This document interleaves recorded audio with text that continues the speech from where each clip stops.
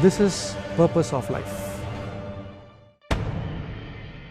Imagine getting an assignment from your boss or from superior or from somewhere, and the assignment is to go to a place and do a very different kind of job. In a sense, the person who sends you the assignment says, go and do it, but it will not be as easy as what you think. In fact, it will be reverse, but still I want you to do it. Welcome to Purpose of Life. A lot of people are in that situation. It's very interesting that we find in the Bible a similar situation arises. Joining me today is Reverend Isaac, Presbyter in charge of St. Andrew's Kirk. Let's ask him a few questions on this very same topic. Pastor, welcome to the program. Glad to be here with you and very happy to hear of a very practical topic that we'll be talking about. Thanks, Pastor. It's always a pleasure to meet you and connect with you. In my introduction, I always believe that assignments are supposed to be very lucrative, and everywhere when you go to a job, they say, "What's the package?" But it's very interesting that we find a very peculiar character, and the purpose and the calling itself is very different. I'm talking about Prophet Jeremiah. And just before we get into the topic, as you read the backdrop, what's your take on this point where there's an assignment, but it's not going to be lucrative? How do you see that whole persona of this concept of an assignment which is not going to be very, very pleasant or lucrative? How do we react to that situation? What's your take on that? Well, let me start with a statement and come to Prophet Jeremiah. No great thing is achieved on a bed of roses. That I feel is true of all God's assignments to all God's people throughout the Bible in different facets. And that is why read the book of Hebrews chapter 11, where we talk about the great hall of faith, right from Noah and Abraham and Esther and Samson and Jeremiah and David. You find that God had chosen people with a reason for a particular season.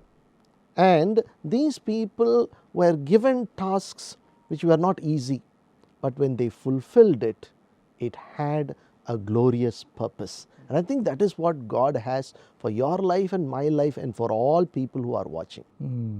Very interesting comment you made, Pastor Isaac.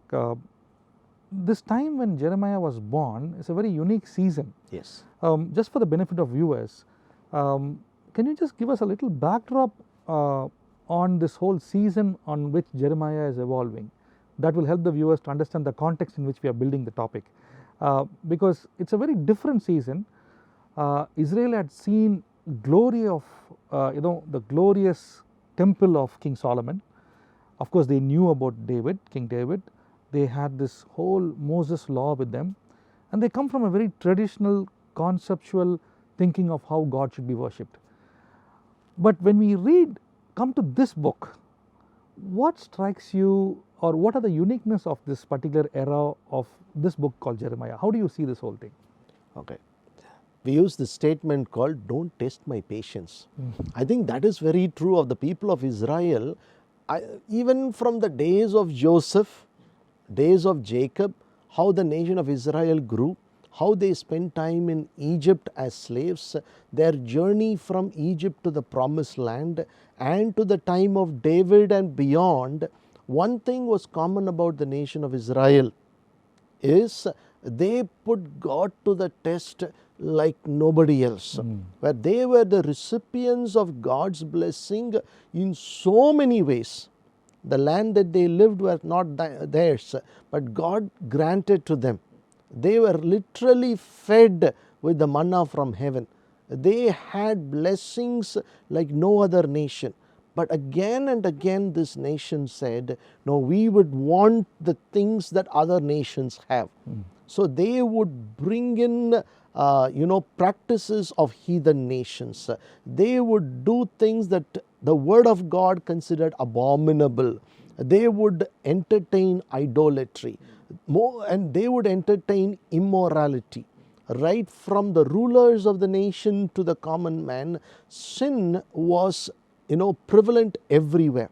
So Jeremiah comes at a time where God was saying, enough is enough. We are going to find a end to this. So the message of Jeremiah comes where God is about to fulfill something that hurt God, but no other way would the people of Israel learn, and that is to send them to exile. And when I say about Israel, the nation had two parts, as you know, the northern kingdom of Israel and the southern kingdom of Judah. Jeremiah primarily spoke before the captivity of the land of Judah to the Babylonian kingdom. So I think the timeline of Jeremiah was, he was positioned by God just before the bomb was going to go off. What's your take on choosing Jeremiah himself? Jeremiah is a young boy, his father is a priest, and he comes from an order where they knew what to do. This word called calling hits me again. And Pastor, you are, as a pastor, calling, that word calling, how do you see this God choosing this young man for an assignment such as this? How would you look at that scenario, Pastor? It's a very different scenario here. It's not like a scenario where Samuel is coming. God chooses different people, as you rightly said, big characters, done amazing things for God. But then here the job scenario is different. Right. How do you see that yourself being in that role of a pastor? Right. There are 3 J's I want to talk about. The first J is John the Baptist. Right. He comes from a family where they were supposed to be priests. His father Zechariah was a priest. Yes. But he was called for a very unique task. The second J is Johnson, that's my last name. I come from a family of teachers, but God has called me into the ministry. I'm a pastor. Now the third J is the J we are talking today, is Jeremiah. Jeremiah also comes from a family where they were supposed to be priests. But like many great calling, Jeremiah was said, I have chosen you. I want you to look at Jeremiah chapter 1, the passage where God's word so beautifully talks about how God had a plan for Jeremiah's life. I'm reading Jeremiah chapter 1 verse 5. Before I formed you in the womb, I knew you. I knew you. Now this word knowing is a beautiful word, because the Bible says he knows the end from the beginning. So many a times when a calling comes, we say, okay, this is the starting point. God says, no, I know the end point, so this is the beginning of that end. So the calling is never, done where from the beginning to the end. From God's perspective, it's the other way around. Because he knows what he wants to accomplish in your life and my life, he starts with the calling. So that is why even today, for those who are watching, I want to say this. If God is calling a person, a young man, a young woman, for something very difficult, always remember the end will be glorious. That's why the Bible says, do not despise a humble beginning. So Jeremiah comes like that. He feels, Lord, I'm so unqualified. I'm so weak. This is so big. God says, don't worry. I know you. So the onus is not on the person called. The onus is on the one who calls.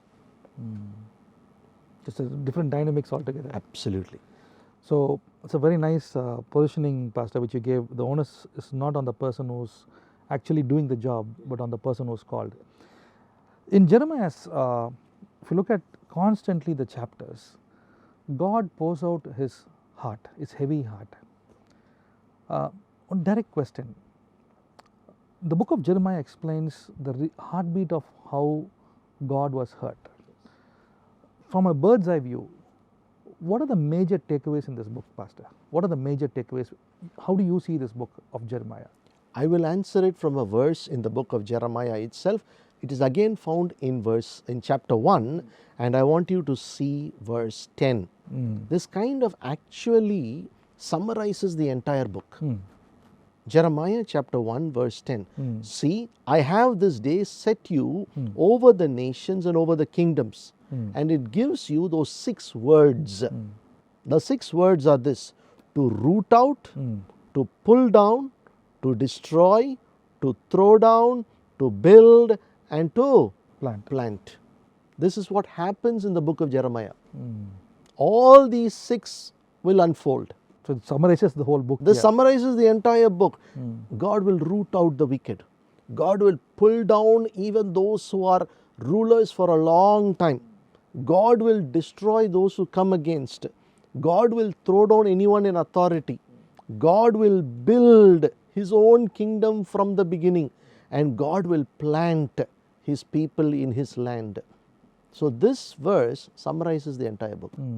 So here again, as you rightly said, this particular verse gives a glimpse of this whole book. Now, for those who are studying this book, how would you, what are the ways we can understand this book more easily?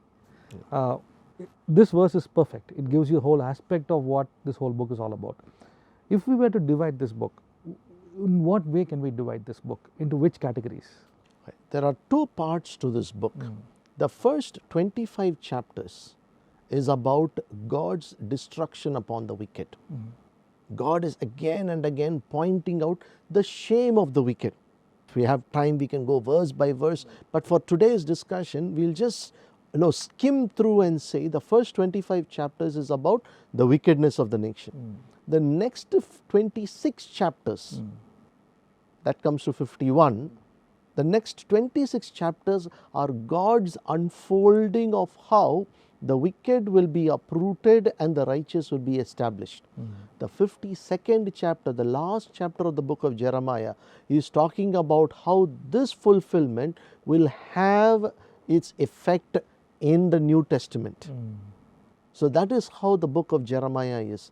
It starts with judgment on the wicked, it moves to the rescue of the righteous, and finally it closes with hope not only for the nation of Judah but hope for all nations.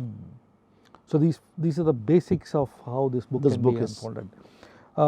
Just from a viewer's point of view, if we were to dissect this whole book and to bring it to today's context, what does God expect from us?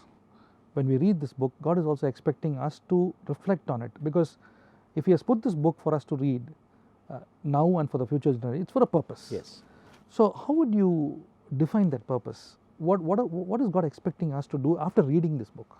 Every book of this one book, the Bible, is the same, which is summarized in this beautiful verse, "Be ye holy as I am holy." Our God is a holy God, and He wants His people to be wholly obedient. That is the takeaway from the book of Jeremiah. And Jeremiah learned how it is important for him to say, God, if you will come with your standard, I will be consumed. So Jeremiah would again and again go to God and say, I am a nobody, I need your grace and mercy. And that was the message he was conveying to his people. Today cultures have changed, times have changed. Because of the social media and so many avenues, Satan is using all that to infuse unholiness, impurity into young minds. But God remains unchanged. And if Jeremiah would speak today, he will say, run from sin. The Bible is very clear about that. Flee from sexual immorality. Resist the devil and he will flee from you. Fear God and shun evil. These are all messages, in other words, are written in the book of Jeremiah, which is true in the New Testament, which is so relevant for today's lives. Pastor, we're going to take a short break, but after the break, we're going to come to the heartbeat of what God wants to do after what we understand this book. And you've put it very nicely, but there are some more questions coming up, and we'll do some more direct questions after this short break. Thank you.